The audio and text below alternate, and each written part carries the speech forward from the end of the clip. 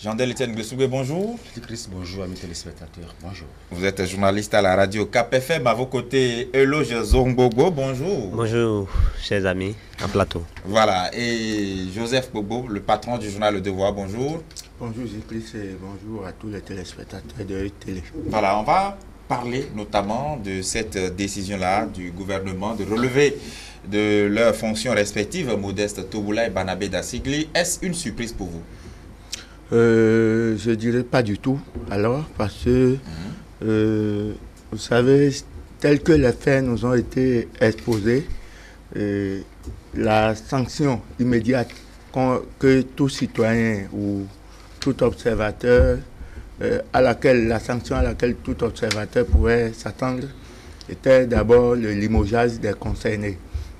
Vous savez, depuis quelque temps, nous avons commencé avec la volonté affichée du président de la République, Patrice Talon. Nous avons commencé par nous habituer à la lutte contre l'impunité et non pas la lutte contre la corruption, la lutte contre l'impunité. Et donc, quiconque se rend coupable d'actes ou d'infractions dans l'exercice ou à l'occasion de l'exercice de ses fonctions, automatiquement déchargé de ses fonctions. C'est vrai que par le passé, on a eu droit à ces genres de décisions, à ces genres de sanctions.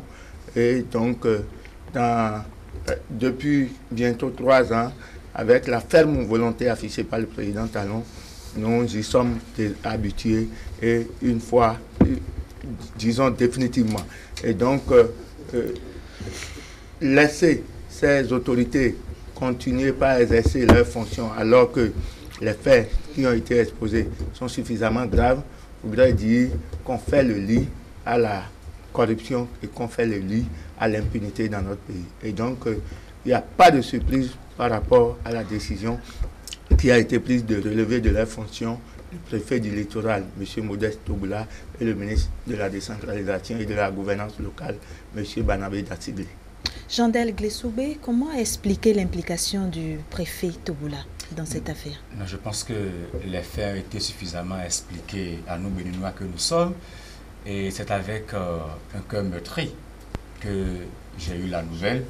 Mais en dépit de tout, je pense que je me suis senti soulagé et heureux.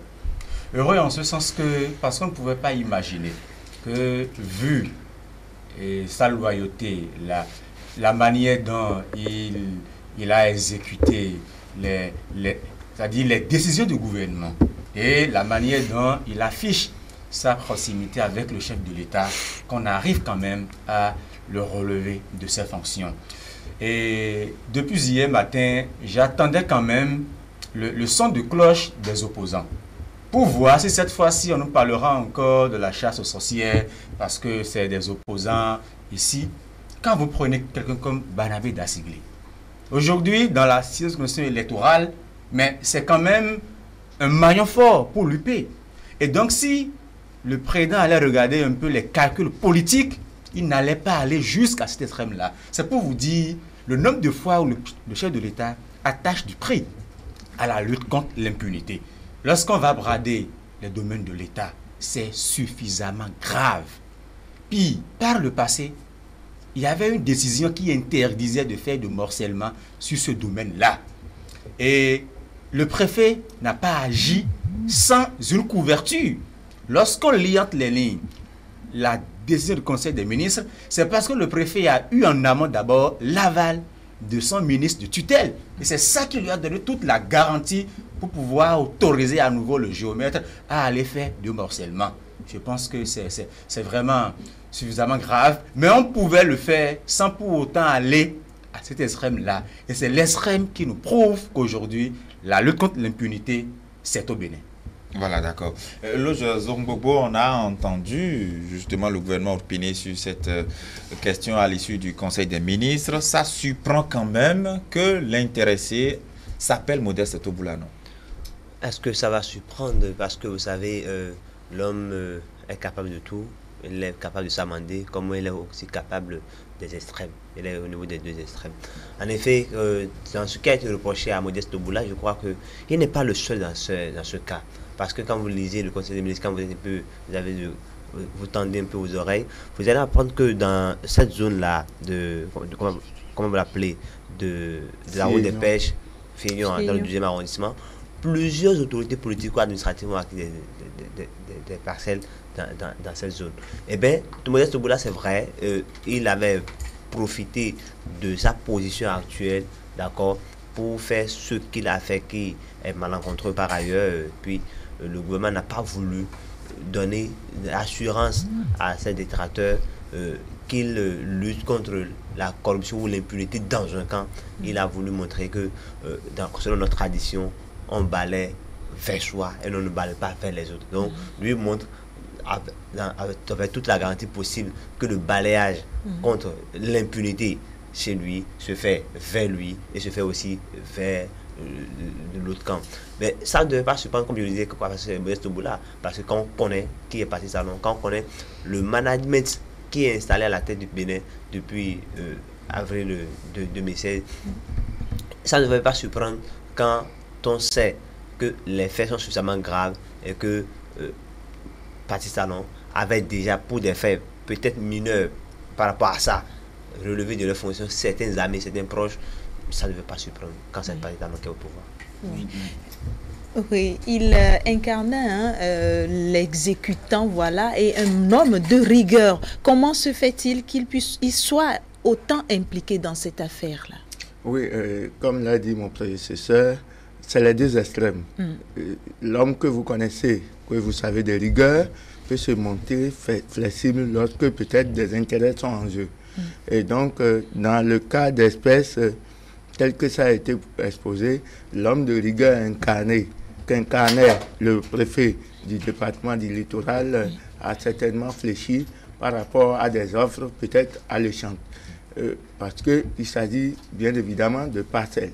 Vous savez combien dans le périmètre de la route des pêches, vous savez très bien combien les parcelles coûtent cher.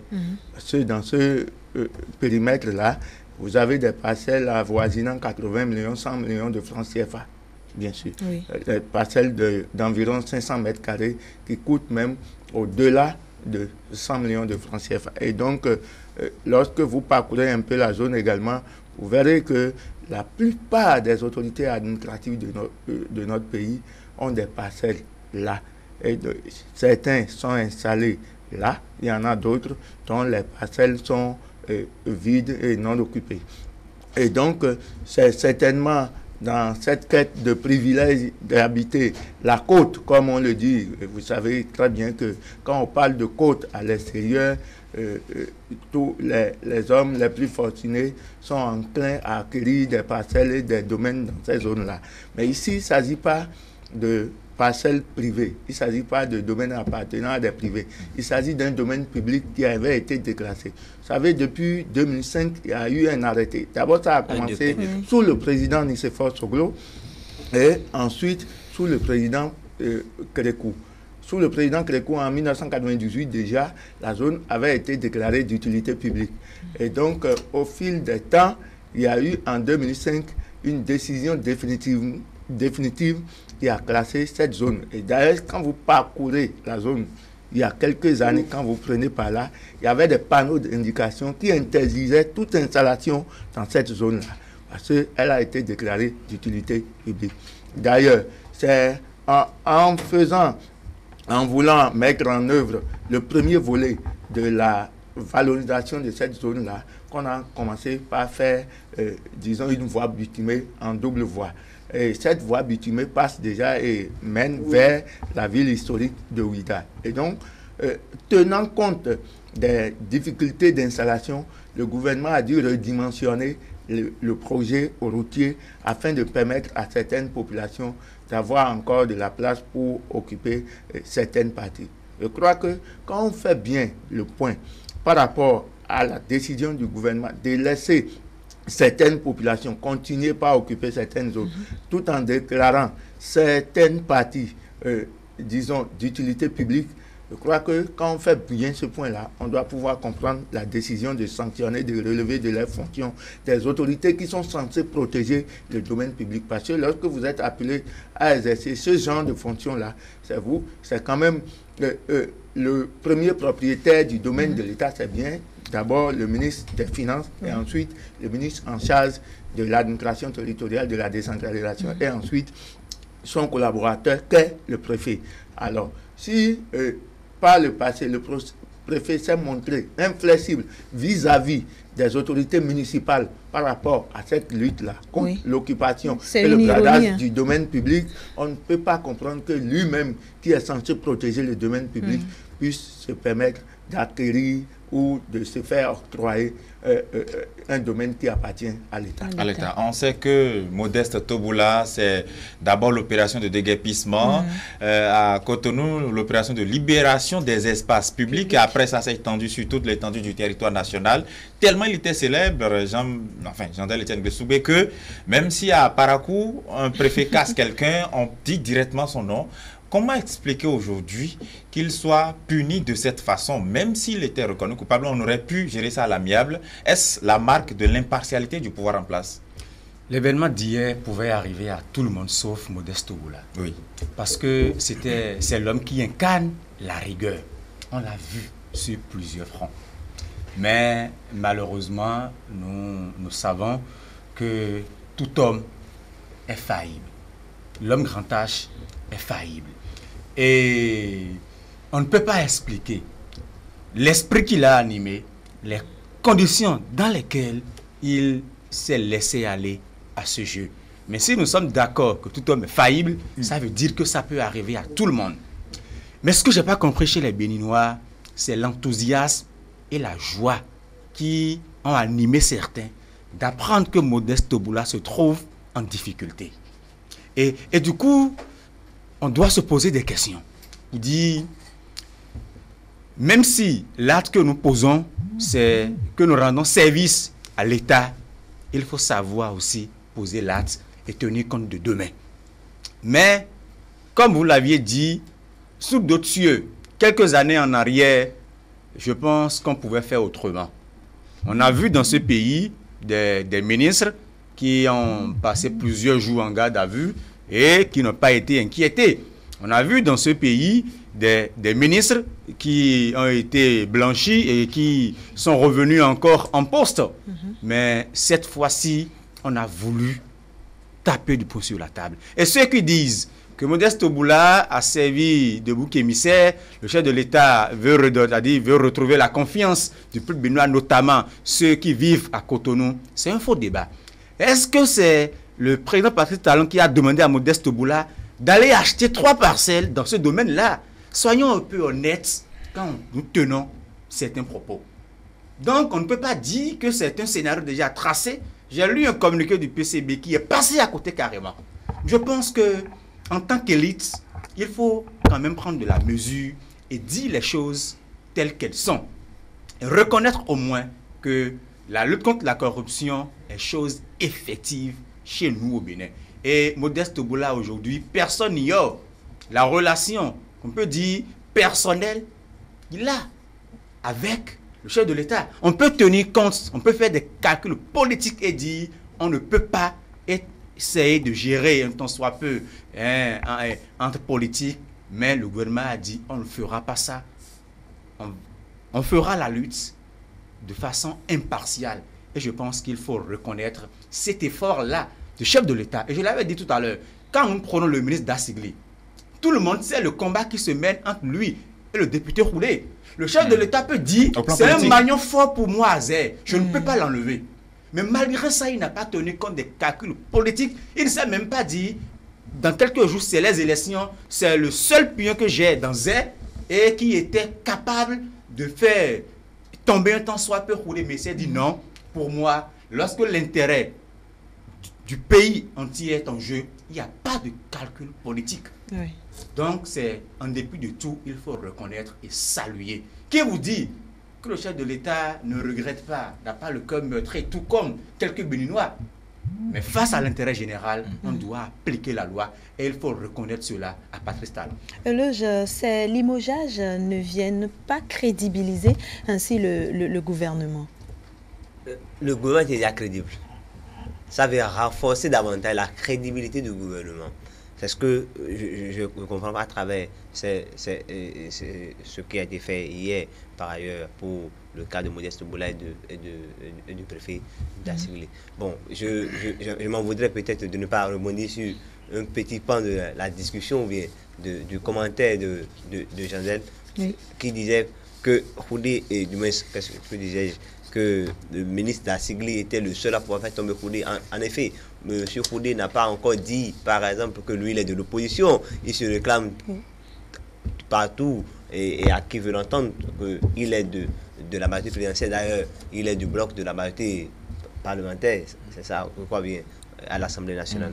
Donc, comme je vous le disais, ce sont des actes forts pour nous montrer qu'à la tête du pays, il y a l'exemplarité, la gouvernance par l'exemplarité. Ce n'est pas ce que nous avons constaté dans le passé, où on protégeait les siens contre les autres. Ce n'est pas une technique pour se donner une peau de juvex actuellement, parce que avant Toboula, avant Dassigli, il y avait des gens, le directeur de la NAC par exemple, à un moment donné, vous avez vu l'ancien DG de la CNC, du CNCB, Antoine Daouri, et bien d'autres cas qui ont été le ministre Hervé Roumain, très très proche du chef de l'État par ailleurs, qui a été démis de ses fonctions pour quelques faits. C'est pour vous dire que Patrice Talon avait dit, je crois bien c'était à Paracou, avait fait une déclaration très forte que les Béninois ne devaient pas oublier. Il dit qu'il ne sélectionne pas. Et il demandait aussi de lui laisser le temps de voir qu'il va taper dans la foulée partout où il sera. Et je crois que c'est ce qu'il a commencé méthodiquement par faire. Et nous avons vu qu'au-delà du fait que les opposants, du moins les mécontents de son régime sont inquiétés, les gens au sein de son écurie sont inquiétés. C'est d'ailleurs une preuve ou bien un exemple pour nous autres qui aspirons peut-être travailler pour donner un peu plus un visage gradué à notre pays, de savoir quand nous sommes en position ou quand nous avons la couverture du chef. Cela ne veut pas dire que nous avons une sûreté absolue pour faire tout ce qui nous passe par la tête, tout ce qui nous passe par l'esprit. Les choses peuvent changer. Exactement, parce que nous avons en face un chef qui veut mener une lutte contre l'impunité de façon très impartiale. En effet, quand vous avez appris bien ce qui s'est passé, Modeste Boula n'a pas acquis le domaine en son propre nom. Il a fait par personne interposée. Et en cela, on pourrait ne pas trouver des traces. On pourrait dire que ce n'est pas lui-même, que c'est un proche de Modeste Boula qui a acquis des 3 parcelles dans la zone, des parcelles qui ont fait 633 mètres carrés par ailleurs. On peut dire que non, ce n'est pas lui, ce sont des proches à Modeste Boula. Mais ici, quand l'enquête a révélé que c'est lui qui a commis des délicatesses à ce niveau, le chef d'État n'a pas daigné une seconde pleurer sur son sort, mais a voulu le livrer rapidement. Et ceux qui hier ont critiqué la criette ont applaudi hier dans la soirée, pour hier nuit, quand la criette a écouté pour une première fois Modeste Boula et a mis sur un dépôt à la prison civile de Missilité, où l'audience de comparution aura probablement le 8 avril prochain. C'est pour vous dire que le gouvernement est déjà crédible et ce qui fait davantage au quotidien, à part feutrer, renforce davantage sa crédibilité. Très bien, Joseph Goubou, on a vu un communiqué, Jean-Del l'a évoqué tout à l'heure, du Parti communiste du Bénin. Et à l'instar de ce parti-là, il y a d'autres citoyens, d'autres hommes politiques aussi qui trouvent que c'est un arrangement entre le chef de l'État et Modeste Toboula, offrir Modeste Toboula peut-être en sacrifice afin que les Béninois puissent maintenant dire, ben voilà, c'est un gouvernement crédible et voter pour les élections. Vous trouvez une logique politique dans ces limogeages-là? On va aussi parler en même temps aussi du limogeage du ministre Barnabé Dassigli. Je serais davantage convaincu de cette façon de voir les choses s'il y avait eu un sondage pour nous révéler les dessous de cette affirmation-là. Mais en l'absence de sondage, je ne saurais apprécier cela. Mais ce que je dis... Et dans le même temps, l'ancien président Nicéphore Soglo félicite le gouvernement pour cet acte. Donc, en l'absence de sondage, pour pouvoir apprécier, le comportement ou la réaction des Béninois à l'occasion du scrutin du 28 avril prochain, je ne saurais vraiment apprécier les déclarations telles qu'elles se font. Ce que je sais et qu'on n'a pas besoin, c'est que les faits tels que portés à notre connaissance par le Conseil des ministres sont suffisamment graves pour que ces autorités-là soient maintenues en place. Maintenant, pour, disons, crédibiliser la thèse de ce que la lutte contre l'impunité est vraiment une réalité, le dossier étant devenu un dossier judiciaire dès lors où le gouvernement a décidé de décharger les mises en cause, on souhaiterait bien que ces dossiers-là aillent à leur terme pour permettre à tous les Béninois de mieux comprendre ce qui s'est réellement passé. Peut-être que à l'occasion des enquêtes préliminaires, avec les déclarations qui ont été faites par les uns et les autres, on n'a pas l'entièreté de ce qui s'est passé. On ne connaît pas le dossier dans le fond. Peut-être qu'avec l'audience qui va s'ouvrir le 8 avril prochain devant la Criette, on aura d'amples informations pour mieux apprécier ce qui s'est passé. Mais mettre cela sous le coup du sacrifice d'un proche collaborateur, encore que je doute fort de cela, parce que lorsque vous observez très bien le fonctionnement du président Patrice Talon, vous comprenez que c'est un homme qui n'a pas beaucoup d'amis. Et donc, quelqu'un qui n'a pas beaucoup d'amis ne peut pas faire dans la dentelle ou ne peut pas faire dans la facilité ou dans la protection des proches collaborateurs. Lorsque vous avez affaire à un homme du genre, vous ne pouvez pas lui prêter des intentions du genre. C'est en fait pour redorer son blason ou se donner une nouvelle virginité qu'il a décidé de sacrifier Modeste Oboula. Mais qu'en est-il alors du ministre Barnabé Dassigli, qui est également un vieux de la vieille, un ancien préfet de l'Atlantique et du littoral, un inspecteur du travail dont on reconnaît les mérites pour avoir travaillé, disons, 30 bonnes années au sein de l'administration publique et pour avoir été l'un des fonctionnaires les plus méritants de notre pays. Et donc, je crois que cette façon de voir les choses, c'est une courte vue que de prêter ces intentions-là au président de la République, à savoir que lorsque on est en difficulté, on peut sacrifier des proches pour se donner une nouvelle virginité. Jandel Glessoubé, quel serait l'impact sur la population, surtout par rapport au limogeage de Barnabé Dassigli? Non, je pense que l'impact est déjà là.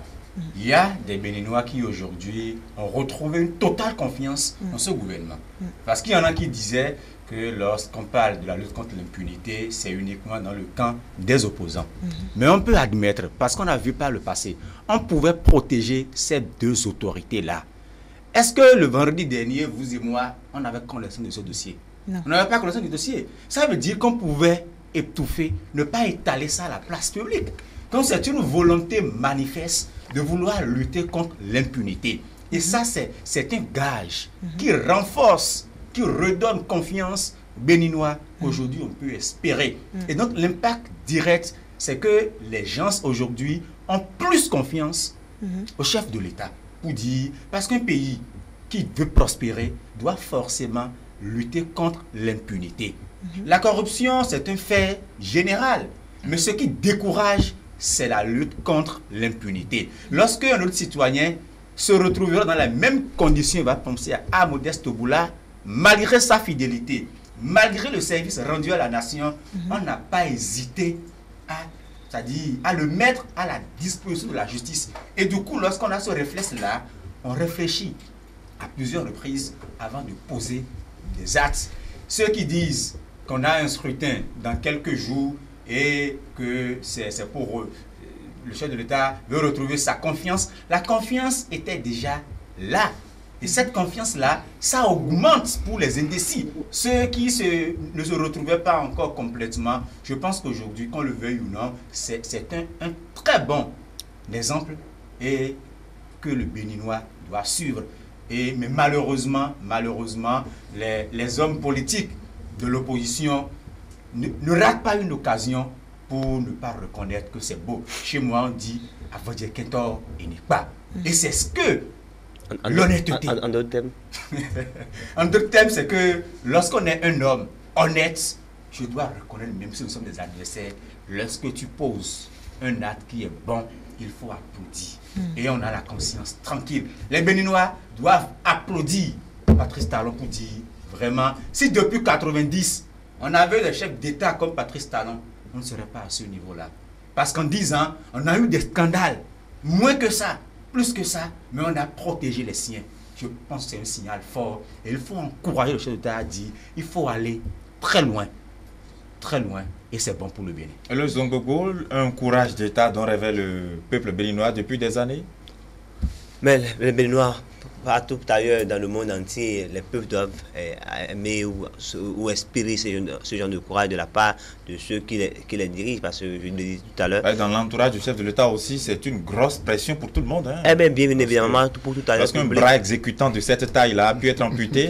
Pour tout agent public, vous savez, Modeste Touboula, à sa décharge, fut un des meilleurs préfets que le Bénin a connu, par rapport à la politique que veut mettre en place le gouvernement actuel. Il a exécuté en bon militaire, s'il en était un, malheureusement, il n'en est pas.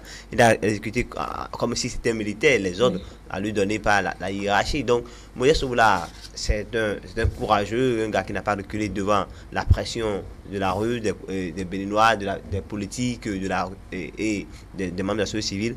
Donc, avoir limogé un type comme ça, monsieur comme ça, je crois que c'est un ciel fort qu'on a donné. Mais je m'en voudrais de ne pas répondre à une des questions posées à mes deux prédécesseurs tout à l'heure, pour savoir quel sera l'impact sur la population. En effet, le langage de l'opposition ou des mécontents du régime de Patrice Talon, c'est un langage normal. Parce que nous sommes en politique. Parce qu'il ne peut pas prédire de l'issue des élections avant les élections. Mais il faut qu'en de pareilles occasions, en stratégie politique, ils puissent trouver des éléments de langage les plus pertinents selon eux, à distiller dans la population pour galvaniser davantage leurs troupes, pour montrer au peuple indécis ou bien une partie de la population qui est indécise que oui, c'est parce que les gens avaient peur de ne pas gagner les élections qu'ils ont fait ça, afin que ces gens puissent avoir une sympathie. Vous savez, l'empathie amène la sympathie. Donc, c'est cette stratégie-là qu'ils ont développée. Je crois que c'est un langage normal en politique. Maintenant, est-ce qu'eux-mêmes s'assurent de pouvoir gagner les élections? C'est encore une autre question, parce que quand on voit leur démarche et quand on voit leur sortie ces derniers jours, les mots et tous les atelages qu'ils sont en train de mener, vous savez que dans leur camp aussi, ce n'est pas encore la joie, ils sont en train d'avoir peur, et puis il fallait avoir un certain langage comme ça pour se doper un peu le moral. Je crois que c'était de bonne guerre quand même. Joseph Gbogbo, quelle probable suite au processus? La probable suite, ce que nous attendons tous, c'est que le procès puisse vraiment s'ouvrir le 8 avril prochain et que le dossier aille à son terme. Étant donné que le préfet Modeste Touboula et 8 autres personnes sont placées en garde à vue, je crois que pour les besoins de l'enquête, le juge d'instruction en charge du dossier pourra les rappeler et avoir d'amples informations sur les faits qui lui ont été présentés. Et donc, je souhaiterais bien qu'à l'instar de Modeste Touboula, que le ministre Barnabé Dassigri que la procédure judiciaire à son encontre soit également enclenchée pour que le processus aille à son terme, afin que les Béninois soient convaincus définitivement de ce que la lutte contre l'impunité est une réalité dans notre pays. Je crois que si le processus tel qu'il est enclenché aujourd'hui ne va pas à son terme, je crois que les détracteurs du gouvernement et du président Talon auront raison de faire des déclarations tendancieuses allant dans le sens que nous tous nous connaissons. Et donc, on ne peut que s'attendre à ce que cette procédure judiciaire qui a commencé aille à son terme normal. Et donc, indépendamment de toute mission de l'exécutif dans ce dossier-là. Parce que le dossier est suffisamment clair et donc le gouvernement, dès lors où le dossier a été évoqué en Conseil des ministres et transmis à la justice, il n'y a plus que le gouvernement, l'exécutif, ne doit plus s'en mêler. Et donc, étant donné que c'est dans les mains de la justice béninoise, la justice va convenablement faire son travail. Elle est assez indépendante, elle est suffisamment indépendante pour recevoir encore des pressions de l'exécutif afin de conduire un dossier impliquant des membres de l'exécutif, des collaborateurs assis dans l'exécutif. Jean-Etienne Gressoubé, la Criette aura encore un autre client, pas de moindre, qui va s'appeler Modeste Touboula avec maintenant d'autres co-accusés. La suite aussi, selon vous? Non, nous sommes dans un état de droit. La suite, elle est déjà connue. C'est que le 8 avril, le procès va démarrer et qui ira complètement à son thème. Les Béninois connaîtront le verdict. Je voudrais dire qu'on puisse vite enclencher la procédure pour le ministre Dassigli aussi. Parce que nous connaissons un ministre en exercice qui commet des bévues. C'est un peu difficile pour qu'on puisse aller à son instruction pour l'écouter. Malheureusement, Patrice Talon a voulu alléger la procédure, mais les politiciens qui ne voulaient pas l'accompagner ont tout fait de mettre de côté ce projet-là. Et aujourd'hui, on restera sur l'ancienne procédure, mais toujours est-il qu'il faut d'abord démarrer la procédure et demander à cette législature-là, et j'espère que ça serait la prochaine, que les Béninois doivent savoir qu'il faut accorder assez de confiance au chef de l'État, puisque c'est celle-là qui pourra faire le travail véritablement. Parce que pour la procédure, il faut une majorité absolue. Et c'est la 8e législature qui sera chargée de ce dossier-là. La suite, c'est que la justice puisse faire son travail dans l'impartialité, comme par le passé, pour qu'on puisse dire, bon, Modeste Touboula, ex-préfet de littoral, a été condamné et ses causes accusées à tel nombre d'années ou tel montant d'amende, et que dans le même cas, le ministre aussi puisse subir le même sort. Sinon, on aurait une politique de 2 poids, 2 mesures. Je l'avais dit, au nom de quoi, lorsqu'un simple voleur qui prend un sac de riz, rapidement il est écouté, il est condamné, et au nom de quoi? Dites-moi, quand on prend l'être humain, Modeste Touboula, Rabé Dassigli, il n'y a qu'une différence, ce n'est que la fonction. Et donc nous-mêmes en 90, ceux qui étaient là, peut-être c'était pour protéger certaines personnes, ont mis des dispositions qui encouragent et qui donnent de garanties à la corruption et qui encouragent l'impunité. Ce n'est pas bien. C'est sur ça que je voudrais inviter le peuple béninois à, dans un élan général, à donner l'assurance au chef de l'État pour qu'il revienne sur la réforme, pour qu'on puisse alléger la procédure, à pouvoir sanctionner, que ce soit député, ministre, ancien chef d'État, qui serait reconnu coupable d'un fait. Loge Zongbobo, on sait que leurs différents portefeuilles sont désormais placés sous intérim. Par exemple, à la préfecture de Cotonou, c'est le préfet du département de l'Atlantique qui s'en charge, Jean-Claude Koudia. Et puis, le ministère de la décentralisation est géré aussi par le ministre Alassane Seydou, qui est en charge des infrastructures des transports. C'est lui aussi qui va gérer ça par intérim. Est-ce que ça peut avoir un impact sur le fonctionnement, on va dire, de ces différentes structures? Je dirais d'emblée oui, mais attention, quand vous voyez ceux qu'on a mis à la tête de ces départements respectifs, ce département ministériel et au niveau de la préfecture, c'est des gens qui ont du métier, qui connaissent ce de quoi on parle. Vous savez, on n'a pas fait suffisamment peu de pédagogie en rappelant à nos téléspectateurs un peu les faits, parce que quand le directeur de général de l'ANPT avait saisi le ministre pour lui dire qu'il y a des spéculations qui se faisaient sur le domaine, lui qui avait refusé à un moment donné par courrier, mais avait instruit que ce soit le préfet de l'Atlantique qui aujourd'hui est l'intérimaire de Modeste Touboula et le préfet de Touboula en son temps a l'effet de prendre des actes d'interdiction de lotissement dans ce domaine. Et puis 3 mois après est revenu sans même en aviser le préfet de l'Atlantique, mais avec demandé seulement au préfet de Touboula de lever la mesure d'interdiction, et ce qui a ouvert la porte la brèche à tout ce que nous avons vu aujourd'hui. Et bien, quand vous voyez Koudia, M. Koudia a du métier, il connaît le domaine, il est déjà préfet, on connaît ses actions dans sa juridiction. Et aujourd'hui, il assure l'intérim de Modeste Touboula. Je crois que ça ne va pas créer assez de difficultés, c'est vrai, parce que le titulaire n'est pas là, mais Koudia doit se saigner aux 4 veines pour travailler prochainement. Et quand vous prenez le ministre Alassane Seydou, c'est un homme du métier aussi. Il fut ministre de la décentralisation, en charge de la décentralisation par ailleurs, entre-temps, sous l'ancien régime. Il a été, il est au gouvernement depuis l'arrivée de Patrice Talon et il a été ministre de la Santé, ministre du Transport actuellement. Je crois, en assurant l'intérim et avec en bonne intelligence avec les cadres qui constituent ces administrations, il n'y aura pas normalement de problème. Mais je crois que quand les titulaires ne sont pas là, je crois le temps pour s'acclimater, les quelques semaines, les quelques premiers mois, pourraient avoir des difficultés pour. Mais Patrice Talon ne va pas laisser les choses. Je crois, j'espère qu'il ne va pas laisser les choses